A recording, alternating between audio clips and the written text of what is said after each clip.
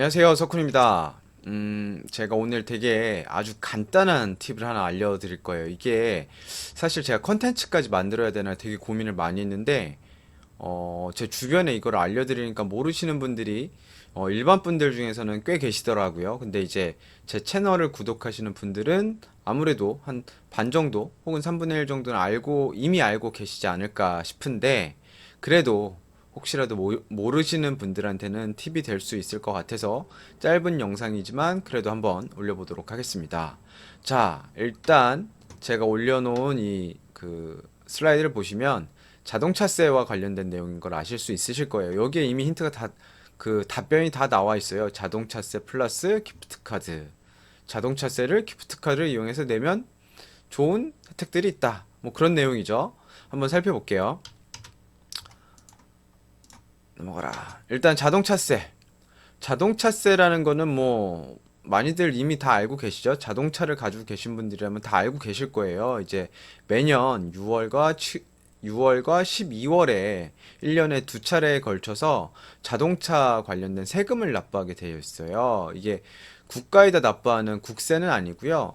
지방, 뭐 광역시나 뭐 그런 쪽에다 지방시에다 납부하는 지방세로 이제 구분이 되어 있습니다. 근데 여기 보시면 아시겠지만 제가 요거는 나무 위키에서 캡처해 왔습니다. 보통 방금 설명드린 것처럼 6월에서 12월에 별도로 한 번 납부를 하시면 예를 들어서 그게 30만 원이나 50만 원이 나왔으면 그걸 다 납부를 하셔야 되는데 여기 써져 있는 것처럼 연납제도라는 게 있어요. 그래서 연납을 하시게 되면 1월에 자동차세를 한꺼번에 일시불로 납부를 하시게 되는 거예요. 그러면 이거는 10%까지 할인을 받는다. 사실 이 제도는 뭐 미디어나 언론을 통해서 너무나 많이 홍보를 하고 있어가지고 많은 분들이 이미 납부를 하신 분들도 상당히 다수가 계실 거예요.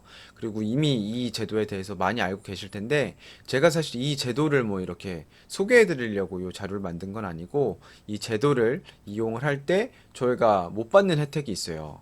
그게 뭐냐면 이 돈을 결제를 해야 되잖아요. 세금을. 근데 요즘 세금이 이제 다 신용카드 결제가 되는데, 이 신용카드로 결제를 하게 되면, 제 채널을 보시는 분들이라면 당연히 마일리지 적립을 위한 신용카드들이 하나쯤은 가지고 계실 거예요. 근데 그 신용카드가 이 비싼 금액, 30만 원, 50만 원, 100만 원을 납부하는데 마일리지가 하나도 쌓이지가 않습니다. 그래서 제가 대표적인 카드들을 이렇게 네 개 뽑아놨어요. 제 채널에서도 이제 많이 언급된 카드들인데 요 네 개의 카드를 제가 약관을 다 뜯어서 한번 봤더니 모두 다 동일하게 자동차세, 즉 지방세는 마일리지 적립 대상에서 제외가 된다. 이렇게 나와 있습니다. 즉 여러분들이 결제하시는 그 몇십만 원 혹은 100만 원 이상의 금액에 대해서는 마일리지가 하나도 적립이 되지 않는다라고 생각하시면 되게 간편하세요. 근데 이게 생각보다 되게 아깝잖아요. 특히 이제 이거 같은 경우는 보통 10만 원 이상 단위로 이제 납부를 하게 되어 있는데 그 큰 금액, 저 같은 평민한테 되게 큰 금액입니다. 그 큰 금액을 마일리지를 완전 놓쳐버리게 되니까 그게 되게 아쉽더라고요. 그래서 저는 매년 어떻게 하고 있냐면 기프트 카드를 이용을 하고 있어요. 여기 제가 위텍스 사이트 들어가서 캡처를 한 건데 여기 결제 방법을 보시면 계좌 이체, 신용카드, 간편 결제. 요즘에는 이런 페이코나 앱카드 요것까지도 결제가 돼요.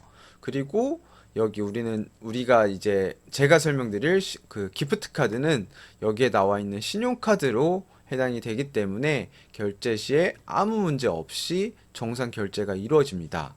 그렇다면 여기서 먼저 보고 오셔야 될 영상이 있어요. 그게 뭐냐? 제가 요 오른쪽 상단에다가 링크를 걸어 놓을게요.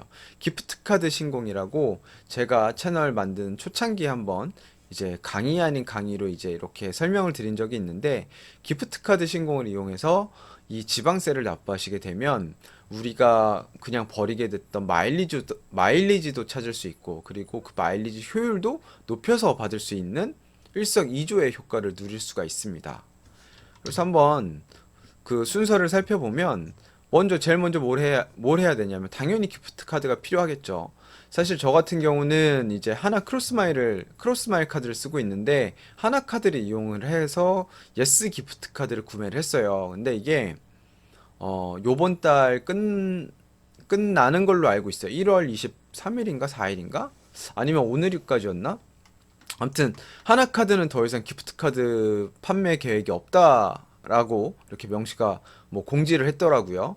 그래서 나중엔 나올 수 있지만 어찌됐든 지금은 이제 하나카드에서는 기프트카드를 구매하실 수가 없고, 제가 추천드리는 거는 삼성카드나 롯데카드를 가지고 계신 분들이라면 삼성 혹은 롯데에서 나오는 기프트카드를 구매를 하시고 그거를 이용을 해서 위택스에서 자동차세 납부를 하시면 됩니다.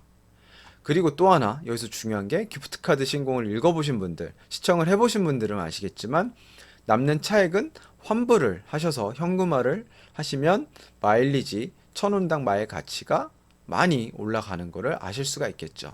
그래서 제가 요거를 설명을 조금 더 돕기 위해서 예시를 또 이렇게 가지고 왔어요.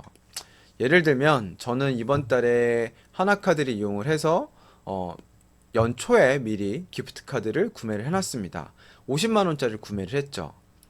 제가 여기서 예시는 요 앞에 있는 카드들로 했어요. 1,000원당 1마일이 적립되는 카드 기준을 했습니다. 그래서 기프트 카드를 삼성 N마일리지, 예를 들어서 삼성 N마일리지 카드로 50만원짜리를 구매를 했다. 그러면 이 시점에 이미 500마일이 적립이 구자로 됩니다. 그 삼성 N마일리지 카드 구자로 적립이 되고요. 그 다음에 이제 월 결제가 이루어지면 자신이 가지고 있는 대한항공이나 아시아나 쪽으로 넘어오게 되겠죠. 어찌됐든 50만원, 기프트카드 50만원 구매 시점에 이미 나는 마일리지를 확보할 수가 있다라는 게 핵심이고요. 그 다음에 자동차세를 납부를 하시면 되겠죠.